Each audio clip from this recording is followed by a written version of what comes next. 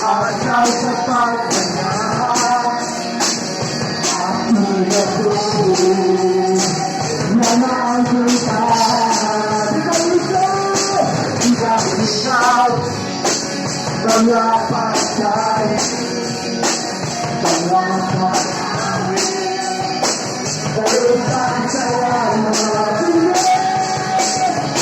hindi sa mga patay, hindi sa mga patay, hindi sa pasalamat sa tuyo. Hindi sa mga patay, hindi sa mga patay, hindi sa pasalamat sa tuyo.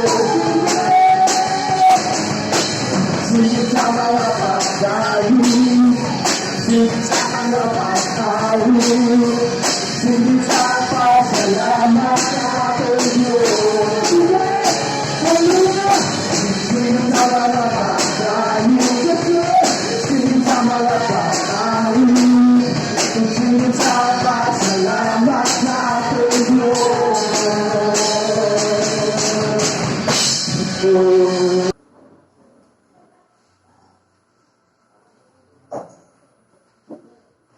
Praise the Lord. Praise God.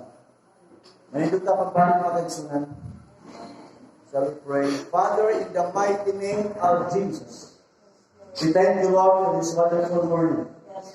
We come before your throne of grace. Father, we just thank you for the gift of life. Today, Father, it's our joy, it's our, Lord, it's our pleasure to worship you, to honor you, to lift up your name on high in our worship, in our praises. Father, once again, we just thank you for giving us the words right now. Anoint your words today, and Lord, let your words, oh God, will about to penetrate in our hearts, to enlighten our mind, to enlighten our hearts. Father, thank you for your Holy Spirit to empower us today, to empower your message, that our lives, oh Lord, will no longer be the same again. Because your word has power. Your word is living, oh God, and powerful, oh God, sharper than two-edged swords. Father, we thank you today. We praise you and we honor you. We commit our lives unto you. We commit our soul, our spirit unto you, Father. Because apart from you, we are all nothing. We give you praise. We give you thanks. In Jesus' mighty name. Everybody will say amen. Amen. Praise the Lord. Good morning. Maayong buntag sa tanan. Hallelujah. Atong palakpakan ng pusog. Pusog ng palakpakan ng Ginoo. Amen. So, ini ang kabuntagon mga kaigsunan, magpadayon nita sa atong series topic. We are discussing about the blessings and the prosperity of the Lord. Amen? Praise the Lord. The blessings of prosperity. As we, amen? Ang Diyos maghahatag ka na to of ability to get wealth. So, ato na nang i-discuss sa Sunday, tungod kay sama sa gingon sa kalagad sa Ginoo, sa rabay, o sa karabay, sa magtutudlo pagkaigsunan tungod kay celebration nila karon sa gitawag og Shaba Tuba or New Year nila karon pagkaigsunan. Ang tawag nila ana sila holiday, gitawag nila ng pagkaigsunan og Rosh Hashanah. Holiday nila karon ilang celebration. Ang Rosh Hashanah ng pagkaigsunan meaning new beginning or end of the year. So, New Year, muna bagong sinuganan sa inyong tuig. Amen? New beginning sa bagong tuig. Tuig diha sa abundance sa panalangin. Amen? So, itawag nila ni karon of waiting means appointed time.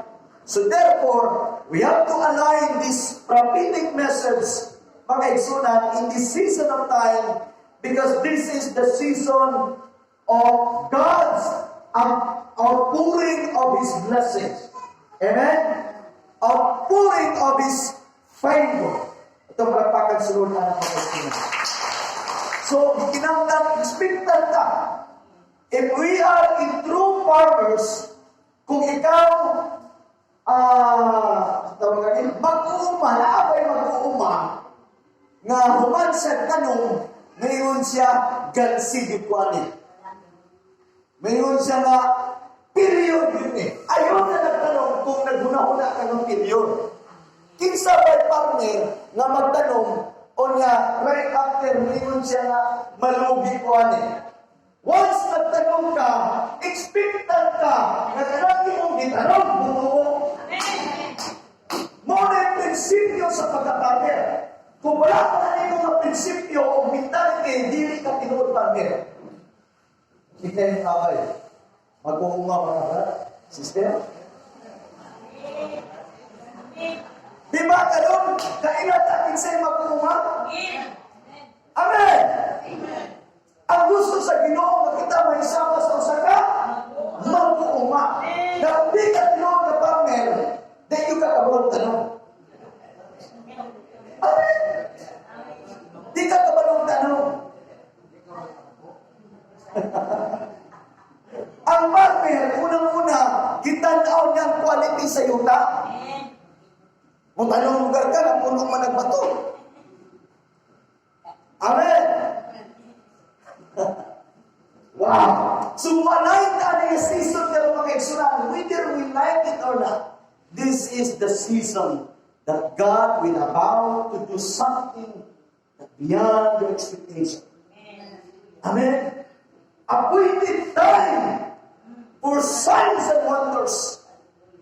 Diha sa tanang area sa imong kinabuhi.